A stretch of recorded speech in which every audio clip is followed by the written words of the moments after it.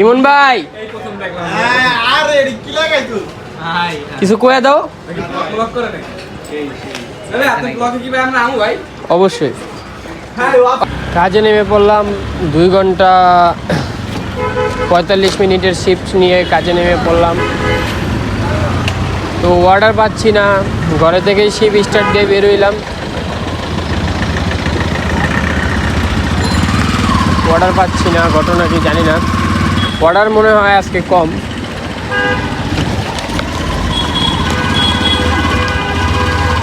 দেখি আজকে কয়টা অর্ডার মারতে পারি। 2 ঘন্টা 45 মিনিটে। রাত বাজে 7টা 38। একটু ঠান্ডা ঠান্ডা ভাব, আকাশে ভালোই ঠান্ডা আছে।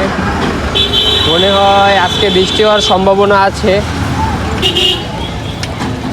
তো আমি 12 নম্বর চলে আসলাম অর্ডার পাওয়ার জন্য, কারণ ঘরে বসে দেখলাম একটা অর্ডার পেলাম না, কিন্তু কোনো সময় অর্ডার পাই।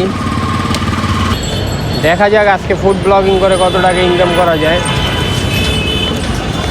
ওই দিন 142 টাকা ইনকাম করতে, আজকে কত টাকা ইনকাম করতে পারি। 2 ঘন্টা 45 মিনিটে শিপ নিয়ে কয় টাকা ইনকাম করা যায় দেখি। ট্রাফিকও নাই রাস্তায়, ট্রাফিক আছে বাট গাড়ি চলতেছে উড়াধুরা। কীভাবে পারবো রাস্তা দেখি, ট্রাই করি পারি কিনা এতে। ট্রাফিক পুলিশ আছে, তো আমি চলে আসলাম 12 নম্বর। দেখি অর্ডার পাই কি না। আজকে অনেক ভালোই রাইডার আছে, আমার ফ্যান ফলোয়ার পায়ে গেছি। না তোমার গন্ধটা মনে হয় আগে ইউটিউব দেখছি। ইউটিউব চ্যানেল আছে না?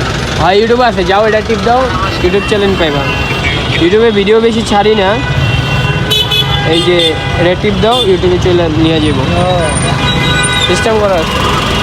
এই যে পান্ডা রাহুল, সাবস্ক্রাইব করে দিও। হ্যাঁ থ্যাংক ইউ। সাইন ইন করা লাগবে। আইডি খোলা নেই তোমার? ঠিক আছে। একটা অর্ডার পেয়ে গেলাম পান্ডামার থেকে, যাবে ডিওচেস। অর্ডারটা অ্যাকসেপ্ট করি। দীর্ঘ 20 মিনিট বসে থাকার পর একটা অর্ডার পেলাম। তো এক আইটেম তো পিক আপও দিয়ে দিছে। তো আমি পান্ডামারতে গিয়ে আমি অর্ডারটি পিক আপ করবো। তো আমি আগে সাইকেলটা মেরে নিই, কারণ আমাদের এলাকায় তো চোর বেশি। মিরপুরে হয়েছে সবচেয়ে চোরের এলাকা। যত সব ছিনতাই আছে সব এই মিরপুর 12তেই বসে থাকে, আড্ডা দেয়। এখন চলে যাচ্ছি আমি পান্ডামারে। পান্ডামারে গিয়ে আমি অর্ডারটি নিয়ে আসবো।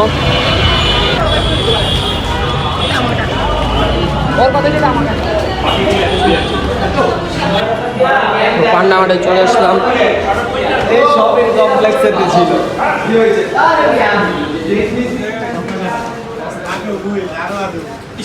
ইমন ভাই কিছু কয়ে দাও। অবশ্যই ভাই ভাই। LP6J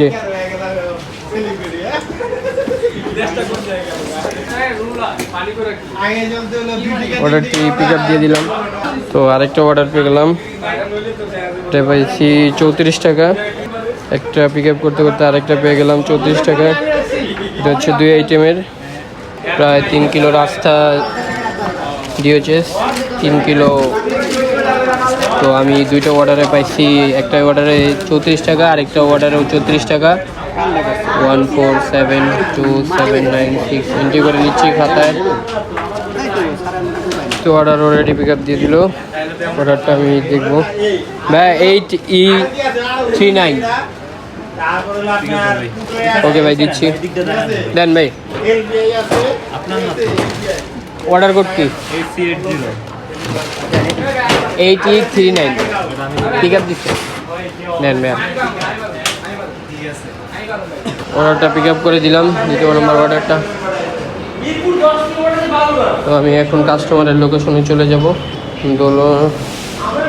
ডলফিন বিল্ডিংয়ের নাম, বাসার নম্বর দেওয়া নেই।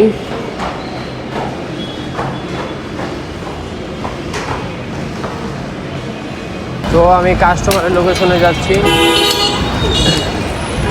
2-3 কিলো রাস্তা জন্য আমি পেয়েছিলাম 34 টাকা। ইতিমধ্যে সাইকেলটাও ভালো না, নষ্ট হয়ে গেছে। চালার সাইকেলেও ঝামেলা করে, কি গো দুঃখের কথা। কাস্টমারের লোকেশনে আসছি, কিন্তু এখানে ডলফিন বিল্ডিং কোনোটাই নেই। আমি কাস্টমারকে ফোন দিয়ে দেখি কি বলে। আসসালামু আলাইকুম। ওয়ালাইকুম আসসালাম ম্যাম, ফুডপান্ডা থেকে বলছিলাম। 1325 না? এটা কি ম্যাম 13 নম্বর রোডে? 1325। ওকে ম্যাম, আমি আসতেছি। আমি 13 নম্বর রোডে আসছি। আচ্ছা আচ্ছা, 1325। ওকে ওকে ম্যাম। তো এভরিওয়ান, এই অর্ডারটা নিয়ে অনেক ঝামেলায় পড়ে গেলাম।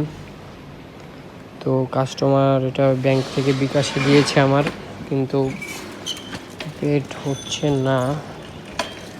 তো এখন আমি কাস্টমার বলছে যে এটা যদি 10 মিনিটের ভিতরে না আসে তাকে টেক্সট দিতে। তো আমি তাকে পরে ফোন দিব এটা যদি না আসে। ভালো আছে কাস্টমারটা, তার জন্য সেই কথা বলছে। দেখি আমার বিকাশটা চেক করে আসছে কিনা।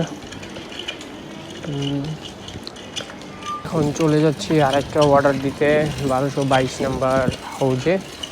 এটা আমি চিনি, তা লোকেশন আর দেখা লাগবে না। টেন্সিতে চলে যাব।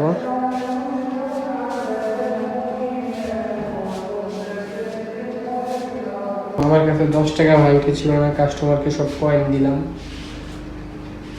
তো কাস্টমারটা অনেক ভালো ছিল, তার জন্য কয়েন নিয়েছে। কিন্তু অন্য সব কাস্টমার হলে আমার সাথে অনেক রাফ ব্যবহার করতো, মানে অনেক ধরনের কথা বলতো। তো আরেকটা অর্ডার কমপ্লিট।